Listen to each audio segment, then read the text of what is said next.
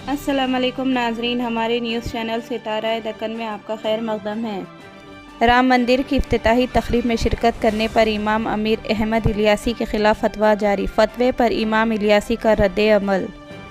All India इमाम organisation के chief doctor इमाम अमीर अहमद इलियासी की अयोध्या में राम मंदिर की इफ्तिताही तक़रीब में शिरकत के बाद इनके ख़िलाफ़ फतवा जारी किया गया। इमाम के ख़िलाफ़ जारी होने वाले फतवे में इसे काफिर करार दिया गया है और इसमें इनकी जान को भी लाहक ख़तरा भी शामिल है। ये फतवा मुबैना तौर पर मुफ्ती साबिर हुसैनी ने जारी किया था, जो मुफ्ती क्लासेस के नाम से एक इदारा चलाते हैं। इनके ख़िलाफ़ फतवा जारी होने पर चीफ़ इमाम ने कहा कि चीफ़ इमाम के तौर पर मुझे श्री राम जन्मभूमि तीरथ से दावतनामा मौसूल हुआ। मैंने 2 दिन सोचा क्योंकि मेरे लिए ये ज़िंदगी का सबसे बड़ा फ़ैसला था। फिर मैंने मुल्क की आहंगी के लिए ये फ़ैसला किया। कौमी मफाद में मैंने अयोध्या जाने का फ़ैसला किया। अयोध्या में बाबाओं, संतों और अयोध्या के लोगों ने मेरा इस्तकबाल किया। वहाँ से मैंने मोहब्बत का पैगाम दिया। चीफ़ इमाम ने बताया कि मैंने पैगाम मोहब्बत में कहा, हमारी ज़ातें मुख्तलिफ़ हो सकती हैं, हमारे फ़िरक़े मुख्तलिफ़ हो सकते हैं, हमारी इबादत का तरीक़ा मुख्तलिफ़ हो सकता है, हमारे तमाम मज़ाहब मुख्तलिफ़ हो सकते हैं, लेकिन हमारा सबसे बड़ा मज़हब इंसान और इंसानियत है। हम हिंदुस्तान में रहते हैं और हम सब हिंदुस्तानी हैं। आइए हम सब मिलकर हिंदुस्तान को मजबूत करें, हिंदुस्तानियत को मजबूत करें। कौम सुप्रीम है। और क्या वाक़या है? देखिए, मैं राम जन्मभूमि ट्रस्ट के द्वारा मुझे निमंत्रण मिला, ऐसे चीफ इमाम होने के नाते मुझे जाना के लिए। मैं 2 दिन तक इस पर बहुत विचार करता रहा कि मुझे क्या करना चाहिए, क्योंकि मेरे लिए मेरी ज़िंदगी का ये सबसे बड़ा फ़ैसला था। मैंने फिर फैसला ये लिया कि मुझे जाना है आपसी सौहार्द के लिए, अपने देश के लिए, राष्ट्रहित में। ये मैंने फैसला लेते हुए मैं अयोध्या चला गया। वहाँ जाके तमाम अयोध्या वासियों ने मेरा स्वागत किया, साधु संतों ने मोहब्बत का इजहार किया, इस्तकबाल किया।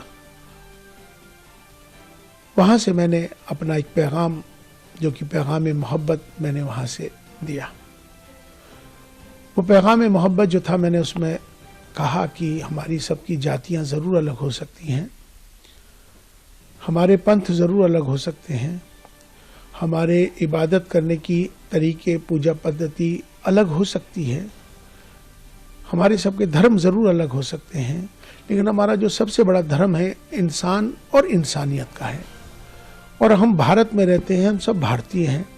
आओ हम सब मिलकर भारत को मजबूत करें, भारतीयता को मजबूत करें, राष्ट्र सर्वोपरि है।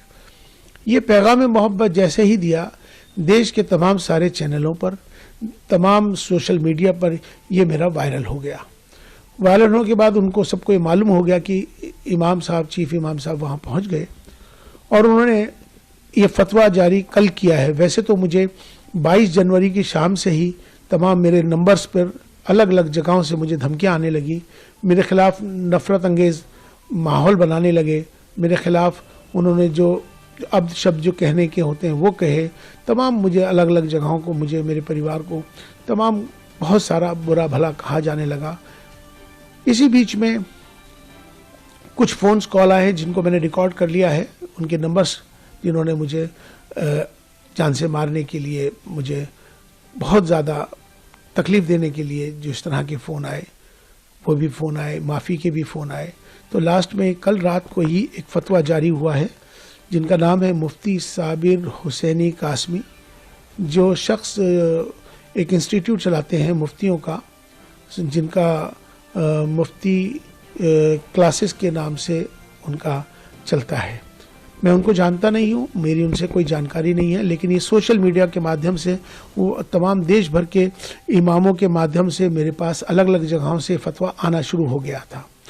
क्योंकि उन्होंने ये, इसमें मेरा एक नंबर है, मेरा मोबाइल का नंबर उन्होंने इसमें ये मेंशन कर दिया है अपने फतवे के अंदर, जिसमें उन्होंने साफ तौर पे मेरा नंबर जाहिर करके तमाम पूरे देश के लोगों को मेरा नंबर दे दिया, इमामों को दे दिया, ये फतवा जारी कर दिया। उनसे इन्होंने कहा है कि ये माफ़ी मांग लें, मेरा बायकाट कर रहे हैं, और मुझसे उन्होंने कहा है कि आप जो है इस्तीफ़ा दें, वरना आप अपना अंजाम सोच लें। इसमें उन्होंने 4 बिंदु इसमें बुनियादी हैं, 4 बिंदु इसमें बुनियादी हैं। एक बिंदु उनका यह है कि आप प्राण प्रतिष्ठा में क्यों गए? आप चीफ इमाम हैं, आपको जाने का अधिकार ही नहीं है, आप इसलिए आप पर कुफ्र का फतवा जारी होता है। दूसरा बिंदु उन्होंने ये दिया है कि आपने इंसानियत को धर्म से ऊपर कर दिया है, ये आपका गुनाह है, इसलिए आप पर फतवा जारी होता है। तीसरा गुनाह यह है कि आपने धर्म से ऊपर उठकर आपने कहा है कि राष्ट्र सर्वोपरि है, देश को आपने ऊपर बना दिया है, इसलिए आप भी इस फतवे के लिहाज से आप खारिज हो गए।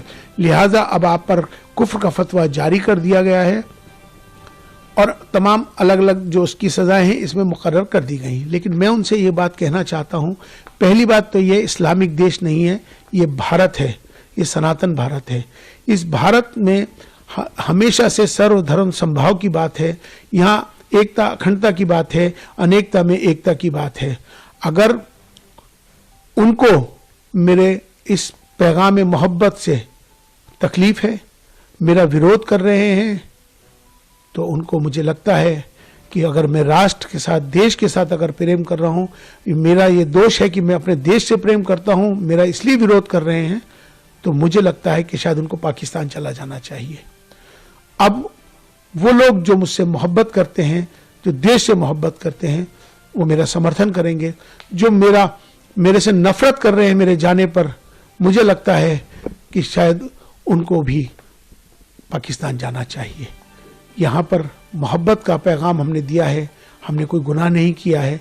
राष्ट्र मंदिर था, हम वहाँ राष्ट्र मंदिर पे गए थे और हमने अपना जो पैगाम दिया, हम उस पैगाम पर अटल हैं। हम माफ़ी मांगने वाले नहीं हैं और ना ही मैं माफ़ी मांगूंगा, ना ही मैं किस तरह का इस्तीफ़ा दूंगा। और जिस तरह से वो जो चाहें कर लें। अभी उन्होंने एक स्टेटमेंट जारी किया है, उन्होंने कहा है कि हम माफ़ करने वाले नहीं हैं। तो मैं भी बता दूं कि मैं आपसे माफ़ी मांगने वाला ही नहीं हूं, क्योंकि मैंने कोई काम ऐसा नहीं किया जिससे कि कोई किसी को तकलीफ पहुंचे। मेरा मकसद है, अपना देश है, देश हमें देता है सब कुछ, हम भी तो कुछ देना सीखें। ये भाव सबके अंदर आना चाहिए। राष्ट्र सर्वोपरि है। Please like, share and subscribe to my YouTube channel.